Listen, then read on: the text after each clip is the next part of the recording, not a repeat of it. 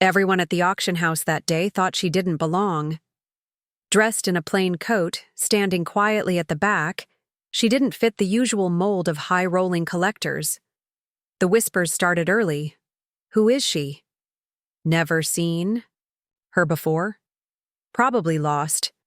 They called her a nobody, brushed her off like background noise in a room full of loud money and louder egos. But she didn't flinch. She stood calm, eyes fixed on one thing, the dusty wooden crates in the corner, the ones even the staff barely noticed.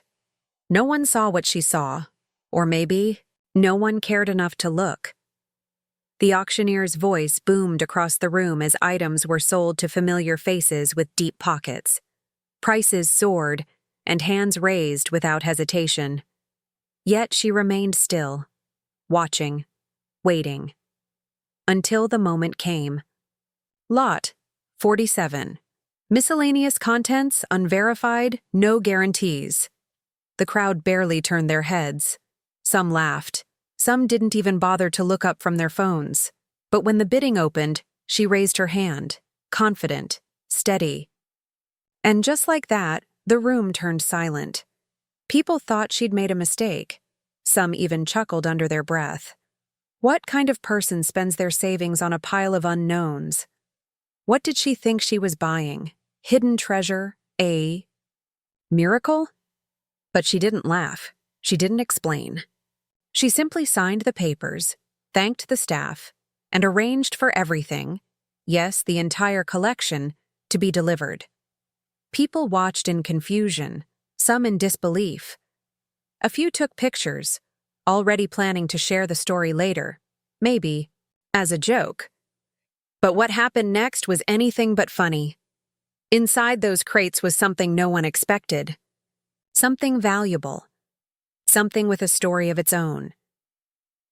As word began to spread, those same people who once mocked her were suddenly interested. Who was she really? How did she know? Was it luck or something more? Because sometimes, the quietest person in the room is the one with the loudest reason for being there. And sometimes the so-called nobody is just someone the world hasn't seen yet. But what exactly did she find? And how did it change everything? That's where the real story begins. Her name was Maya. She wasn't rich, and she wasn't famous. In fact, until that auction, she'd never even been to one before. She worked at a small second-hand bookstore in a quiet part of town. Her life was simple: shelves, stories, and a daily bus ride home. But what people didn't know was that Maya had an eye for forgotten things. She loved items with history, things that told stories without saying a word. And when she'd seen the auction listing buried deep in an old estate sale notice, something told her she needed to be there. The crates were listed without much detail. Mixed vintage items, contents unknown. That's usually code for junk. Most bidders skip those lots. But Maya had done her research. She knew the estate once belonged to a man named Robert Delaney, a private collector with a love for rare and unusual artifacts. His name didn't ring bells anymore, but to people like Maya, the ones who read between the lines, it meant possibility. So she went. Not with a fancy car or a team of advisors, just her savings and a quiet hope. But now, with the crates stacked in her tiny garage, reality started to sink in. What if she was wrong? What if she really had just spent everything on someone else's forgotten clutter? She didn't open them right away. Instead, she sat on an old wooden stool and stared at them for hours, as if waiting for them to speak first. And then, slowly, she began unpacking. The first few items were strange. Antique postcards, hand-drawn maps, a faded photograph of a woman in a green dress with no name on the back. Each piece was interesting, but none screamed treasure. Still, Maya felt something. A pattern. A trail. Like the pieces belonged together somehow. And then she found the journal. It was tucked beneath a layer of brittle newspapers, wrapped in cloth. The leather cover was cracked, the pages yellowed, but the ink still held strong. The name, Inside, R. Delaney, and the first line, "If someone finds this, know that what I've hidden was never meant for the public eye." Maya froze. What had she stumbled into? A secret collection? A forgotten legacy? Whatever it wasn't just about old items anymore. And Maya had no idea how deep this was about to go. The journal was more than just notes.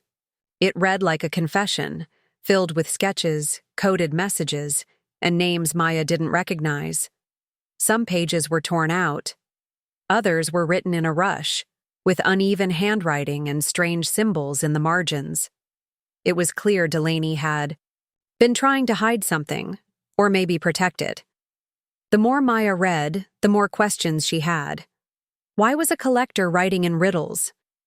And what exactly did he mean by, "What I've hidden was never meant for the public eye"? Over the next few days, she barely slept. Her garage turned into a maze of opened boxes, labeled artifacts, and pages pinned to the wall like a detective. Bored. She found more items that matched entries in the journal. Old letters, a sealed envelope marked, "For J.H. only," and an odd brass key with no explanation. Nothing looked valuable at first glance, but everything felt connected. It was like Delaney had left a trail behind, hidden in plain sight. Maya tried to research the names mentioned in the journal. Most led nowhere. A few were tied to obscure historical references, minor historians, librarians, and one man who had mysteriously disappeared in 1973. The more she dug, the more it felt like she wasn't supposed to. She even called a local museum expert, just casually asking about Delaney. The expert paused, then said softly, "That name hasn't come up in years. Where did you hear it?" When Maya mentioned the auction, the call ended a bit too quickly. It felt off. Then things got stranger. One evening, she noticed her mailbox had been opened. A day later, someone knocked on her door but left before she could answer. She dismissed it at first, but then she spotted a black car parked across from her building. It never stayed long, just enough to be noticed. Maya wasn't paranoid by nature, but something told her this wasn't just coincidence. Someone was watching, and it wasn't because of the crates. It was because of what she had found inside them. At the bookstore, she started noticing a man who seemed too interested in the local history section. Always alone, never buying anything. When he caught her watching, he left. Fast. Maya was starting to realize that Delaney's collection wasn't forgotten. Someone out there remembered it very well, and they weren't happy it had resurfaced. Maya didn't tell anyone what she had found, not even her co-workers at the bookstore, though. They noticed she was quieter than usual, more distracted. She knew something was coming. She just didn't know when. Every night she double-checked her locks. Her phone would glitch, calls would drop, and strange voicemails with no sound started appearing. But the real turning point came when she found the map. Folded between two pages in Delaney's journal, the map was hand-drawn, with markings that matched the items she had uncovered so far. There were arrows, coordinates, and a red circle around a place she recognized, an abandoned train station outside the city, long shut down and nearly forgotten. The journal called it the Final Vault. That was the moment Maya realized this wasn't just a collection of antique oddities.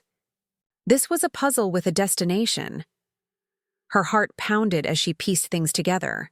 The postcards, the photographs, the cryptic letters, they weren't random. They were clues. It was as if Delaney had been planning this discovery, leaving behind a trail only the right person could follow. But why her? Why now?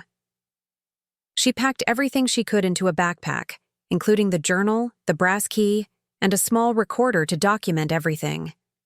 She didn't know who to trust, so she didn't tell anyone where she was going. As she headed toward the old station, her phone buzzed. Unknown number. This time, there was a voice. "You're making a mistake, Maya. Walk away." She froze. Her name. Whoever it was, they knew her. She deleted the message, hands trembling, and kept walking. The train station was worse than she expected, overgrown, dark, and barely holding together. Inside, dust hung in the air like a fog. Her footsteps echoed against rusted beams and cracked tile floors. But the map was clear. There was a door in the far corner, half hidden by a collapsed wooden bench. It was locked. Then she remembered the brass key. Her fingers shook as she slipped it in. It clicked. Slowly, the door creaked open. Behind it wasn't just another room. It was a tunnel, long, winding, and completely silent. The air was cooler, older. She stepped inside, and that's when she heard footsteps behind her. Maya turned, but no one was there. Or maybe they were already inside. She had reached the point of no return. And whatever lay ahead, it wasn't just about the collection anymore. It was about the truth someone had buried, and how far they'd go to keep it hidden. The tunnel felt endless. Maya's footsteps echoed softly, each one measured and cautious. The only light came from a small flashlight she'd clipped to her jacket. The walls were lined with old brick, some cracked, others damp with age. She kept walking, following, faint markings that matched those on the map. Tiny chalk symbols, arrows, a faint D carved into stone every few meters. Delaney had definitely been here before. This wasn't just an old train route. It was a path, hidden in plain sight, for reasons she still didn't understand. Then came the second door. Unlike the first, this one was metal, bolted, heavier, no keyhole this time, just a strange dial with letters instead of numbers, a code. She pulled out the journal and flipped through the pages, heart pounding. Near, the back, scrawled between drawings, she saw it. To unlock what must remain unseen, remember her name. Maya looked again at the photograph of the unnamed woman in the green dress. On the back, now that she looked closer, faded writing had begun to surface. Just one word, Juliet. She turned the dial slowly, letter by letter. When it clicked open, the door groaned like it hadn't moved in decades. Inside was a small chamber. Stone shelves lined the walls, holding wooden boxes, sealed containers, and an old typewriter still covered in dust. In the center sat a desk, and on it, a thick folder labeled simply, Project Emberglass. Maya didn't recognize the name, but the moment her fingers touched the folder, the lights flickered. Not her flashlight, the overhead lights. Someone had, power down here, and then, a voice from the shadows. You shouldn't have come this far. Maya spun around. A figure stepped forward. Calm, older, dressed like a museum archivist, but with eyes that didn't blink. He didn't look surprised to see her. In fact, he looked like he'd been waiting. He didn't give a name, just pointed to the folder and said, "That project was shut down for a reason. Delaney was warned. He didn't listen either." "What is it?" Maya asked, barely able to keep her voice steady. The man shook his head. "It's not about what it is. It's about who wants it hidden." That's when Maya understood. This wasn't just about lost history. This was about suppressed history, something powerful, something certain people never wanted uncovered. Not by Delaney, and definitely not by her. Behind the man, two more shadows moved. Maya realized she wasn't just being watched anymore. She was being followed. And now, she was trapped with the truth. Maya stood still, her breath shallow, the folder clutched in her hand. The man's eyes didn't leave hers. Behind him, the two figures moved closer. One held something under his coat. For a moment, no one spoke. The silence was louder than the footsteps that brought her here. Then Maya did the only thing she could. She opened the folder. Inside were photographs, handwritten letters, and faded documents stamped, classified.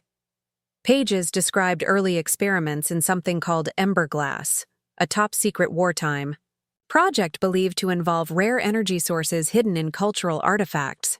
Delaney hadn't just been a collector. He had been part of the team that tried to bury the evidence after something went terribly wrong. Maya flipped through faster, notes about side effects, cover-ups, and names of people who had tried to leak the truth, all of them either discredited or vanished. "This can't stay buried," she said quietly. The older man stepped forward, face hardening. "You think exposing this will help anyone? People will panic. Trust will collapse. This isn't treasure, it's a fuse." Maya looked at the journal in her bag, then back at the folder. "That's not your choice anymore." The two men lunged forward, but she was ready. She yanked a smoke flare from her backpack and pulled the cap. It hissed and filled the tunnel with thick white fog. Chaos erupted. Voices shouted. Something metal clattered to the floor.